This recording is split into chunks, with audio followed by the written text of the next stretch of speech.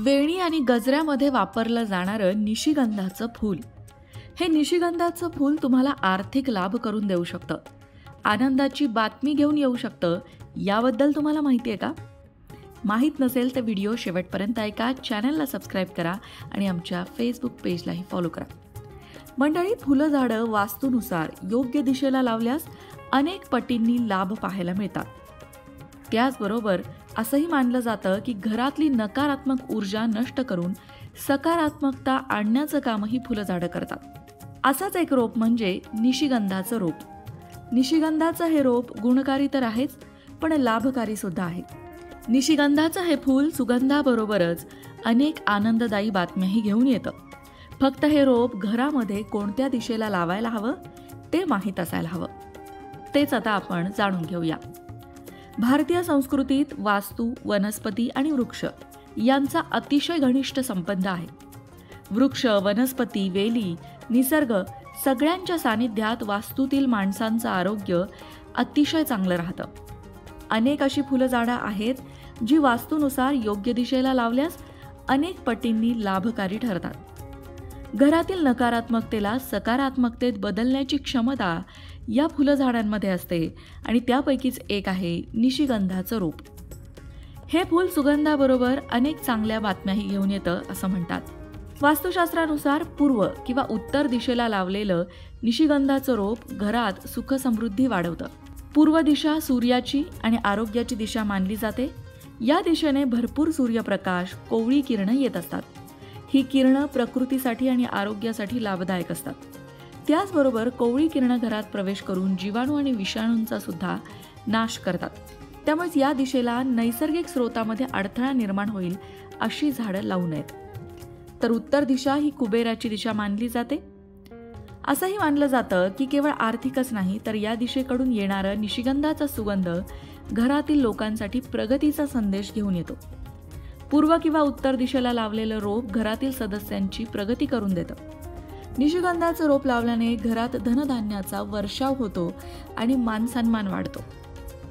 निशिगंधाचं रोप लावल्याने पती पत्नीच्या नात्यात प्रेम वाढतं.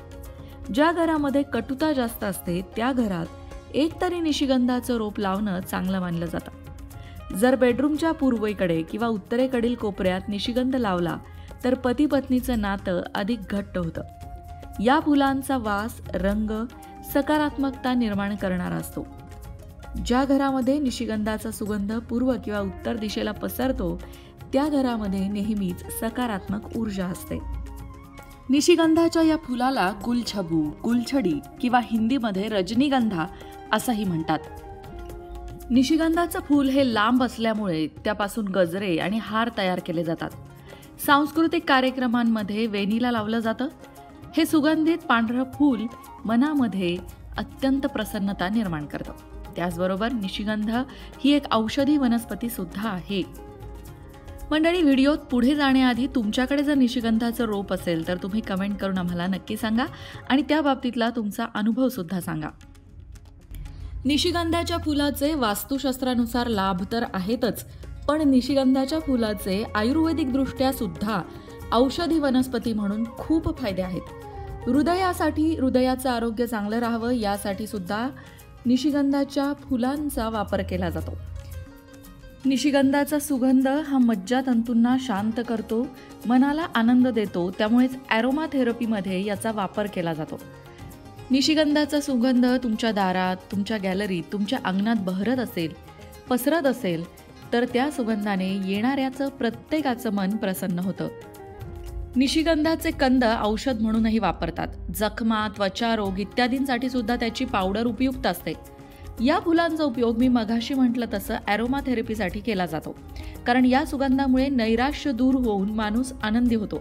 मग आता विचार करा, जर अशा मोठमोठ्या थेरपीजमध्ये ही फुलं वापरली जात असतील आणि ही फुलं झाडं तुम्ही तुमच्या दारातच लावलीत तर नक्कीच तुमच्या मनामध्ये प्रसन्नता राहील आणि तुम्ही कधीही निराश होणार नाही. निराशलेल्या मनाला उभारी देण्यासाठी एखादं तरी निशिगंधाचं रोप आपल्या दारामध्ये असावं असं म्हटलं जातं. मनमोहक फुलांच्या दर्शनाने सुद्धा मनुष्य स्वतःचं दुःख विसरून जातो. मंडळी, तुम्हाला सुद्धा निशिगंधाचं रोप तुमच्या अंगणामध्ये लावायचं असेल तर ते नक्कीच लावा. त्याचबरोबर निशिगंधाचं रोप जसं आपल्याला लाभदायक ठरतं, तसंच वास्तुशास्त्रानुसार इतर आणखीन कुठली फुलं झाडं आहेत जी आपल्याला लाभदायक ठरतात, हे सुद्धा आपण आता बघूया. त्यापैकी सगळ्यात महत्त्वाचं फूल आहे ते म्हणजे प्राजक्ताचं फूल, ज्याला पारिजातक असं म्हणतात. हे फूल सुद्धा आपल्या दारामध्ये लावलं असता सुगंध तर पसरतोच, पण त्याचबरोबर हे फूल लक्ष्मीला प्रिय असल्यामुळे घरात सुखसमृद्धी घेऊन येतं असं म्हटलं जातं. पारिजातकाच्या फुलांवरचा एक सविस्तर व्हिडिओ आपल्या लोकमत भक्ती चॅनलवर आहे. त्याची लिंक तुम्हाला डिस्क्रिप्शन बॉक्समध्ये देत आहोत. त्यामध्ये पारिजातकाच्या फुलांचा उपयोग करून आपण कसे आर्थिक लाभ करून घेऊ शकतो या संदर्भात उपाय दिलेले आहेत. त्यानंतरचं फूल म्हणजे गोकर्णीचं फूल. गोकर्णीच्या फुलाचे सुद्धा आर्थिक लाभ मिळवण्यासाठी ज्योतिषशास्त्रामध्ये, वास्तुशास्त्रामध्ये काही उपाय सांगितलेले आहेत. निळी गोकर्ण ही शनिदेवांना वाहिली जाते आणि त्याचबरोबर भगवान श्रीहरी विष्णूंनाही वाहिली जाते. या गोकर्णीच्या फुलाने सुद्धा अनेक प्रकारचे लाभ मनुष्याला होत असतात, म्हणून गोकर्णीचं रोप सुद्धा आपल्या दारामध्ये अवश्य लावावं.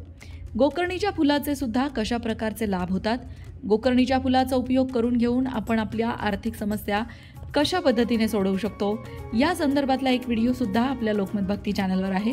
त्याची सुद्धा लिंक डिस्क्रिप्शन बॉक्समध्ये देत आहोत. मंडळी, डिस्क्रिप्शन बॉक्समध्ये तुम्हाला आणखीन एका व्हिडिओची लिंक मिळेल. त्यामध्ये अशी कोणती रोपं आहेत, फुलं झाडांव्यतिरिक्त अशी कुठली झाडं आहेत जी आपल्या गॅलरीत किंवा अंगणात आपण नक्की लावावी, ज्यामुळे घरातल्यांचं आरोग्य चांगलं राहतं, आपल्याला आर्थिक लाभ होतात, वास्तुदोष दूर होतात, हे सांगितलेलं आहे. या व्यतिरिक्त तुमच्या दारामध्ये, अंगणामध्ये किंवा गॅलरीमध्ये काटेरी झाडं मुळीच लावू नका. वास्तुशास्त्रानुसार ते चुकीचं मानलं जातं. अपवाद आहे फक्त कोरफड. कोरफडीचं रोप दारामध्ये लावणं चांगलं मानलं जातं किंवा गॅलरीत लावणंही चांगलं मानलं जातं.